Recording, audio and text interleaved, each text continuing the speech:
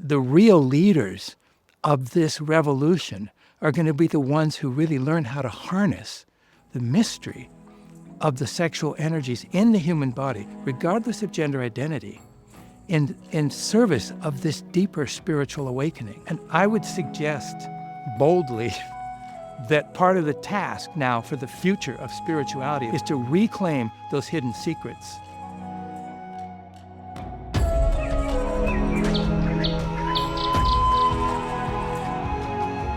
How do you take what you're most longing for? How do you take what you most want the world to be, and then you apply it in your own life? We are one human family. I know that, I see that, and I celebrate you. So you have these different traditions, and they all have this communion of masculine and feminine principles as a gateway into the higher states of consciousness. And when we really connect with the deeper root of gender, there is a yearning for those energies to unite, to create a oneness. I want to lead with my heart and meet you there.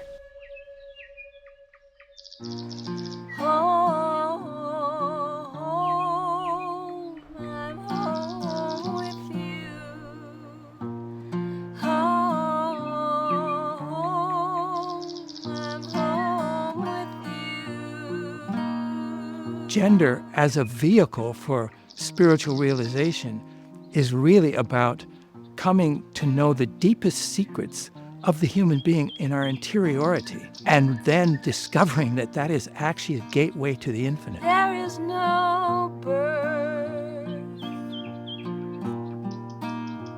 There is no creed. There's no religion for which I long to see. Raw human experience of an open heart that could be very scary. To be alive is to be vulnerable to the inherent fragility of life itself.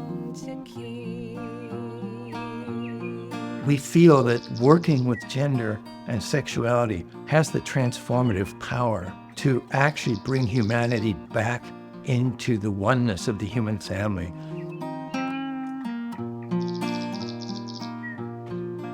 We have to completely reinvent the human being and human society to live in a future that's not merely replicating the past.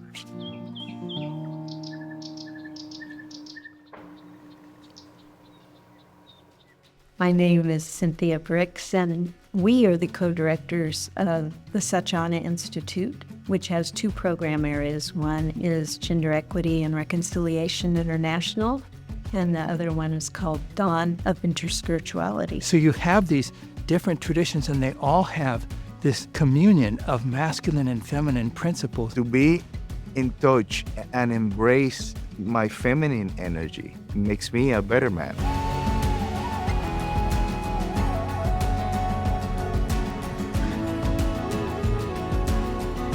The queer community has shown us that there is a gender revolution taking place, and that process needs to continue. I'm not willing to show up and act like nothing is happening. We've been siloed into these boxes, and then we've gotten these rigid gender roles associated with those boxes. And that's the breaking free that we're in now. My name is William Keepan, and I've been engaged in the work of gender equity and reconciliation for over 30 years. It's like the physicist David Bohm said it so beautifully. He says, thought creates structures and then pretends they exist independently of thought. And this is what we've done with gender. We've created this thought structure called men, and we pretend that it exists in nature as a law of physics. And when we see that, we realize what matters is not those things. What matters is this person in front of me, regardless of their gender identity, is a living droplet of divinity manifest in a human body. And their life experience is part of the symphony of life. They have a particular note in that symphony. And if that note isn't sung, that symphony is missing an instrument. You know, the whole idea of gender as a spiritual experience comes out of the reverence for difference. Vive la différence.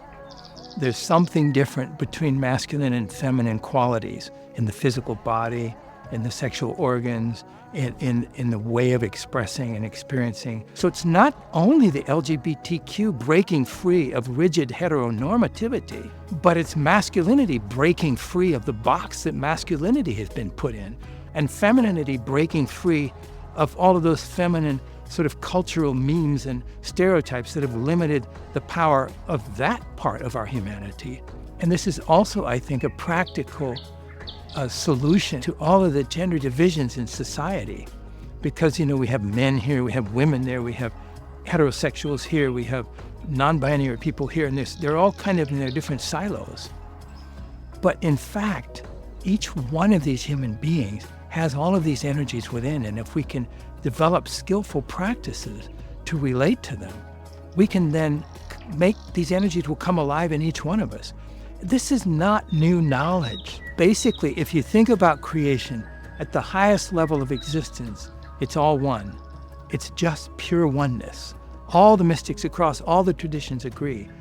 And then what happens as oneness moves to creation, it has to part. It has to split into separateness in order to even create anything. And that separateness is this cosmic polarity, of which masculine and feminine are one example.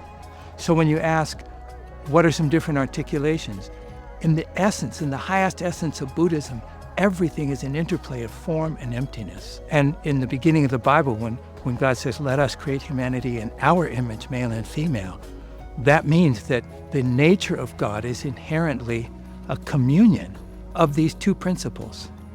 And you find it in other traditions, in yin and yang, for example, in Taoism, in Jamal and Jalal in Islam, in Shiva and Shakti in Hinduism, or in the Tree of Life in the Jewish mysticism, Bina and Chokhmah, feminine and masculine energetic centers, but they aren't the highest energies. Above them is their union, which is Keter, which goes beyond both. And this is really crucial. The real secret of masculine and feminine is neither masculine nor feminine, but their sacred union, which transcends both of those and leads to a higher mystical unitive experience.